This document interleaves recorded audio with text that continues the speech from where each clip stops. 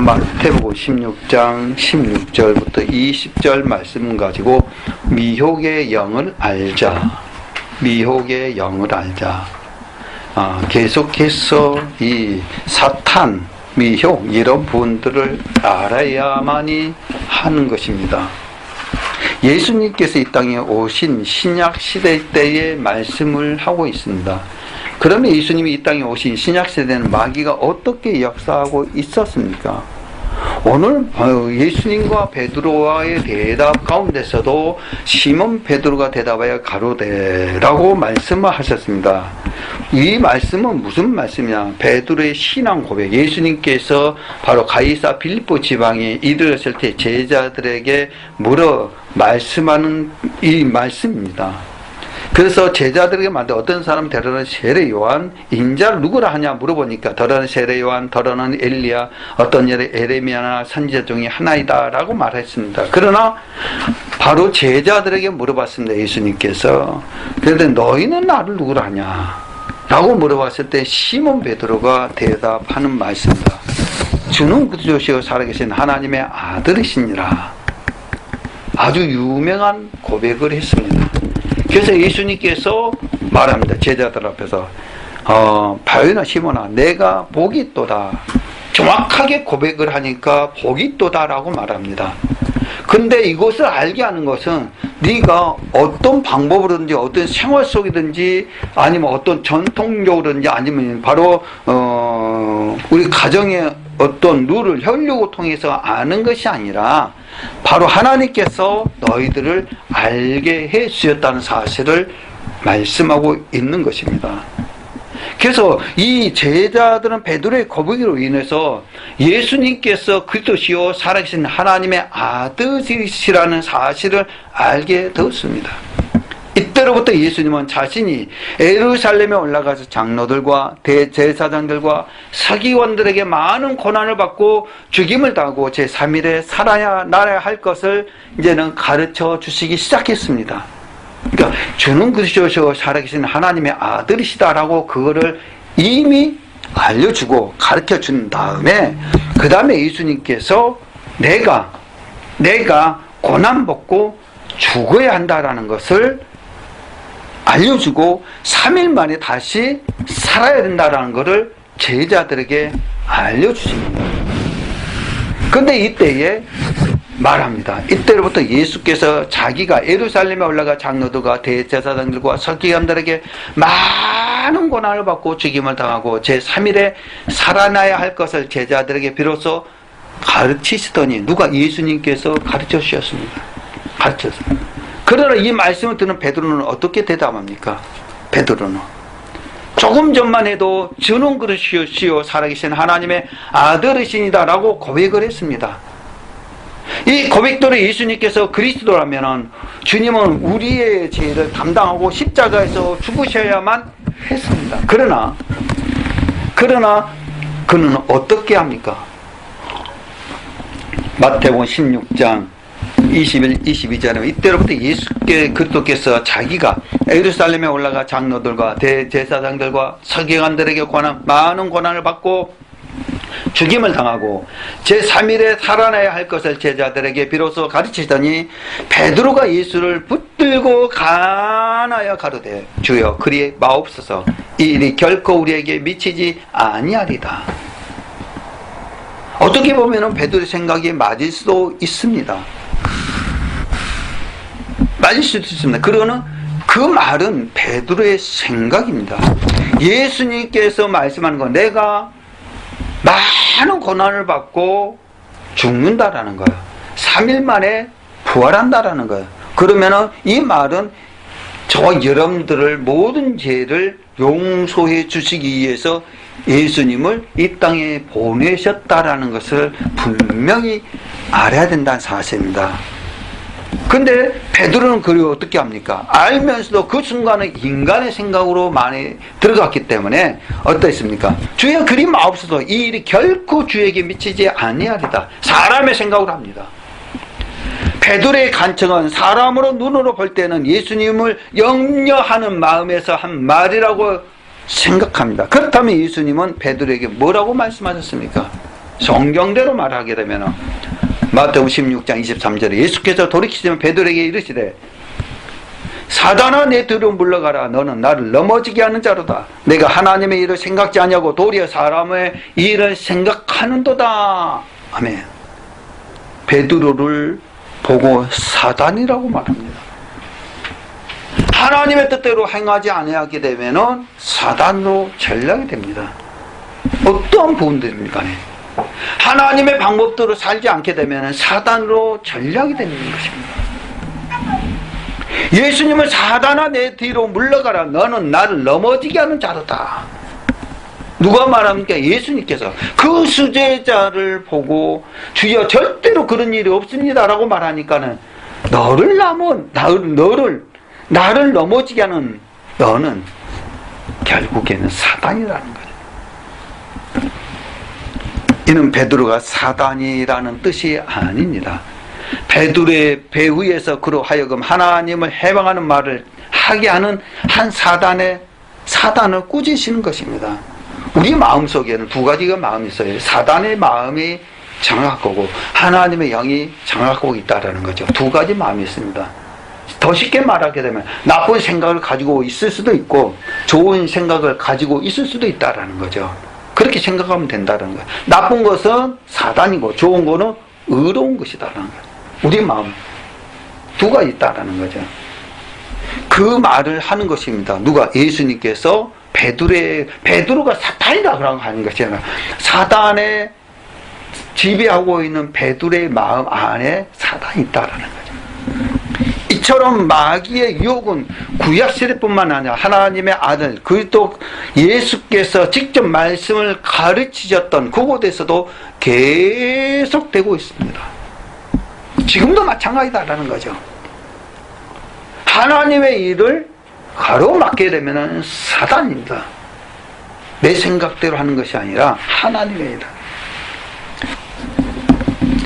우리는 알아야 될 부분들이 예수님이 가장 사랑하는 수제자 베드로를 말씀을 해서 넘어가게 하였고 또한 그를 통해서 예수님을 하여금 하나님의 뜻을 이루지 못하도록 유혹하는 그런 부분들이 있다라는 거예요.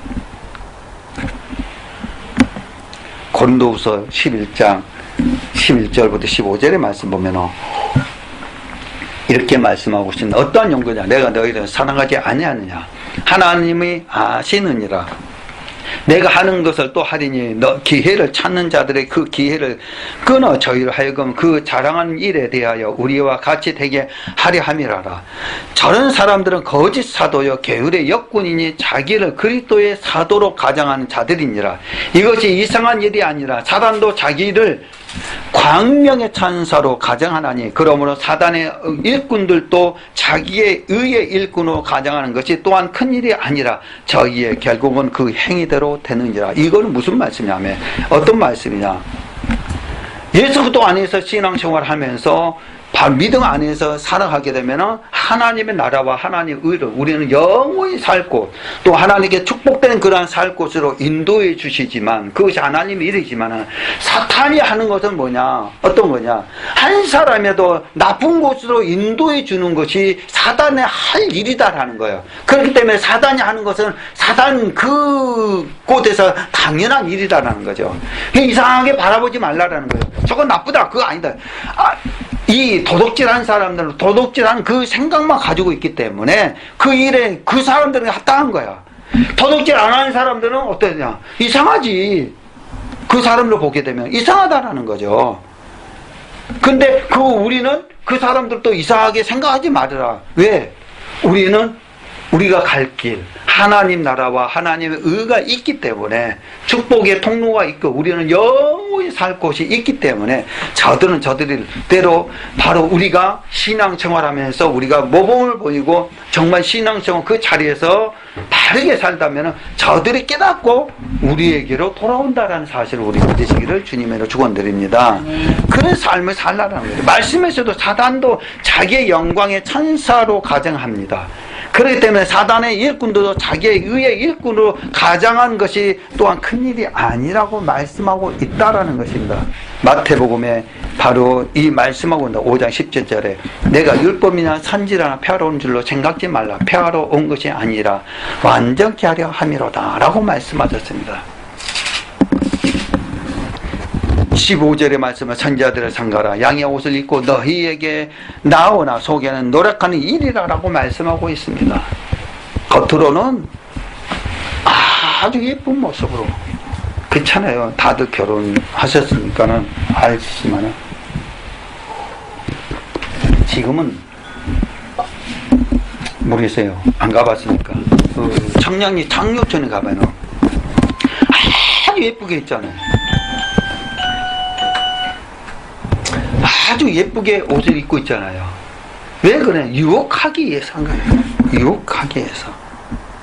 그 유혹하고 그 안에는 이리가 있다는 거예요. 가지 말라라는 거예요. 그런 쪽으로. 저 여러분도 그거를 볼 줄 아는 하나님의 자녀, 예수님의 자녀가 되기를 주님의 이름으로 축원드립니다. 그 다음에 예수 그리스도의 승천 이후에 성령 시대를 말씀하고 있습니다. 예수 그리스도의 십자가의 사역을 마치시고 부활 승천하신 후에 하나님은 약속하신 성령을 이 땅에 보내주셨습니다. 그래서 성령께서 이 땅에 오신 이후에 성령 시대라고 말합니다. 또 이 성령은 진리의 성령으로 우리를 오직 진리 가운데로 인도하십니다. 요한복음 16장 13절의 말씀 보면 그러나 진리의 성령이 오시면 그가 너희를 모든 진리 가운데로 인도하시리니 그가 자유로 말하지 않고 오직 듣는 것을 말하며 장래 일을 너희에게 알리시리라. 아멘. 우리들에게 알려줍니다. 그러면 진리의 성령께서 오셔서 우리를 모든 진리 가운데로 인도하시고 있는 성령 시대에는 미혹의 영, 마귀가 어떻게 역사하고 있습니까? 이 역시 성경 안에서 정확한 해답이 있다는 사실입니다. 사도행전 20장 28절부터 30절의 말씀 보게 되면 너희는 자기를 위하여 또는 온 양떼를 위하여 상가라. 성령이 저들 가운데 저희로 감독자를 삼고 하나님이 자기 피로 사신 교회를 치게 하셨느니라. 내가 떠난 후에 흉악한 이리가 너희에게 들어와서 그 양떼를 아끼지 아니하며 또한 너희 중에서도 제자들을 끌어 자기를 쫓게 하려고 어그러진 말을 하는 사람들이 일어날 줄 내가 아노니 라고 말씀하셨습니다. 이 말씀은 사도 바울이 예루살렘으로 가던 중 에베소 장로들에게 당부한 거절의 설계의 일부의 말씀입니다. 이때 바울이 그들에게 당부한 내용이 무엇이었습니까? 이렇게 말합니다. 내가 떠난 후에 흉악한 일이가 너희에게 들어와서 그 양떼를 아끼지 아니한다는 거죠.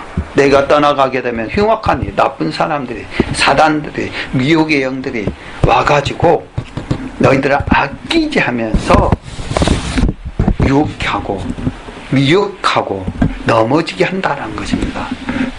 여기서 흉악한 일이라는 것은 무엇입니까? 마태복음 7장 15절에 거짓 선지자들 삼가라. 양의 옷을 입고 너희에게 나오나 속에는 노력하는 일이라. 겉으로는 양을 오셨지만은 속에는 일이라. 노력하는 일이라. 예수님은 거짓 선지자들 가르쳐서 양의 옷을 입고 나오는 노력하는 일이라고 말씀을 하셨습니다. 이 바로 노력하는 일이라는 것은, 흉악한 일이라는 것은 하나님의 사람을 미혹하게 하는 사단, 곧 마귀를 말하는 것입니다. 마귀, 미혹을 말하는 것입니다. 바울이 떠난 후에 마귀가 거짓 선지자의 모습으로 교회 안에 들어와서 하나님의 양떼를 아끼지 않고 미혹하게 될 것이라는 것입니다. 그래서 유다서 1장 3, 4절의 말씀 보면 사랑하는 자들아 내가 우리의 일반으로 얻은 구원을 들어 너희에게 편지하라는 뜻이 간절한 차에 성도에게 단번에 주신 믿음의 도를 위하여 힘써 쌓으라 하는 편지로 너희를 권하여 할 필요를 느꼈노니 이는 가만히 들어온 사람 몇이 있음이라. 저희는 일적부터 이 판결을 받기로 미리 기록된 자는 경건치 아니하여 우리 하나님의 은혜를 도리어 사격거리로 바꾸고 홀로 하나이신 주제 곧 우리 주 예수 그리스도를 부인하는 자니라. 아멘. 믿음의 도를 위하여 힘써 싸우라고 권해야 할 필요를 느꼈다고 말씀합니다. 그 이유가 무엇입니까?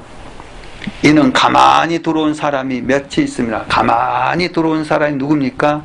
하나님의 은혜를 시국들로 바꾸고 예수 그리스도를 부인하는 자들이 교회 안에 가만히 들어와 있기 때문에 믿음의 도를 위하여 힘써 싸우라고 권해야 할 필요를 느꼈다는 것입니다.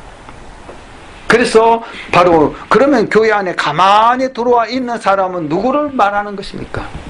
유다서 1장 4절에 이는 가만히 들어온 사람 몇이 있으며 저희는 옛적부터 이 판결을 받기로 미뤄 기록된 자니 경건치 아니하여 우리 하나님의 은혜를 도리어 사격거리로 바꾸고 홀로 하나이신 주제 곧 우리 주 예수 그리스도를 부인하는 자니라. 이 말씀은 옛적부터 이 판결을 받기로 미뤄 기록된 자니 경건치 않는 자, 예배 드리는 자, 경건치 않게 드리는 사람들, 또 하나님의 은혜를 또 세국도리로 바꾸는 사람들, 하나님의 은혜 안에 살지 않은 사람들,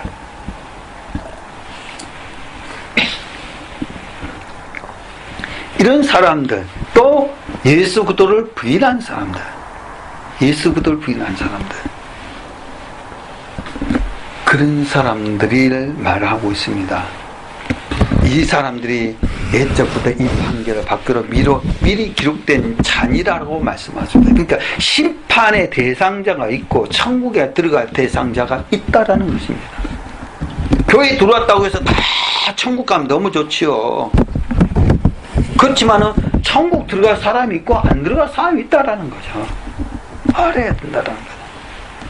판결은 예수 그리스도를 부인하는 자들이 들어가게 되는 지옥의 판결을 말하는 것입니다.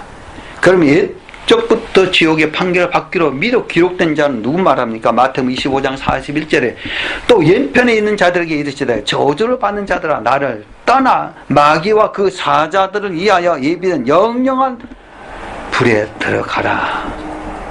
영영한 불에 들어가라. 영영한 불, 이것은 곧 지옥. 누구를 위하여 예비된 곳입니까? 마귀와 그 사자들을 위해서, 미혹의 영들을 위해서 준비된 것입니다. 다시 말해 마귀와 그 사자들은 옛적부터 이미 지옥의 판결을 받는 자들입니다. 그들이 교회 안에 가만히 들어와 하나님께서 성도에게 단번에 주신 믿음의 도를 미혹시켜서 하나님의 백성들로 하여금 하나님의 은혜를 도리어 체급거리로 바꾸고, 그러니까는 하나님을 믿지 못하게 만들고 모든 것을 예수 믿는 사람은 부정적으로 말하는 거고, 홀로 하나이신 주제 곧 우리 주 예수 그리스도를 부인하게 만들었으니 믿음의 도를 위하여 힘써 싸우라는 것입니다. 예수 그리스도를 겉으로는 예수 그리스도를 증거한 것처럼 보이지만 속에는 노력하는 이리가 있다라는 것입니다. 그래서 우리는 믿음의 도를 힘써 싸우라는 것입니다. 그거를 분별할 줄 알고, 이처럼 진리 성령께서 이 땅에 오셔서 하나님의 자녀들과 함께 거하시며 그들을 진리 가운데로 인도해 가고 있는 성령 시대에도 우리는 마귀는 여전히 교회 안에 들어와서 하나님의 사람을 미혹시키고 있다는 것입니다. 저와 여러분은 말씀을 통해서 마귀는 창조 시대 때 에덴 동산에부터 성령 시대인 오늘에 이르기까지 교회 안에 가만히 들어와서 하나님의 사람을 끊임없이 미혹시키고 있는 것을 압니다. 또한 알았습니다. 사랑하는 하나님의 자녀들이요, 성도 여러분, 사단은 지금도 이 순간에도 호시탐탐 우리를 공격할 기회를 엿보아서 갖은 계략으로 우리를 미혹시켜 멸망에 이르게 만들려고 하고 있습니다.